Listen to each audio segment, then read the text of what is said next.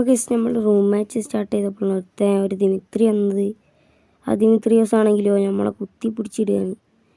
ഞാൻ ബാക്കിൽ ക്ലൂവാളിൻ്റെ ബാക്കിൽ ഇവനെ കണ്ട്. അപ്പോൾ അവനെ കാണാനില്ല. അപ്പോൾ സൈഡിൽ നിന്ന് അടി വന്ന്. അപ്പോൾ അവനെ നോക്കി ഒന്ന് ട്രൈ ചെയ്തപ്പോൾ കയറിയില്ല കേസ്. അപ്പോൾ രണ്ടാമത്തെ തല അടിച്ച് പൊളിച്ചിരുന്നു. അപ്പോൾ ഈ തല അടിച്ച് പൊളിച്ചതിന് എല്ലാവരും ഒന്ന് ലൈക്ക് ചെയ്യുക.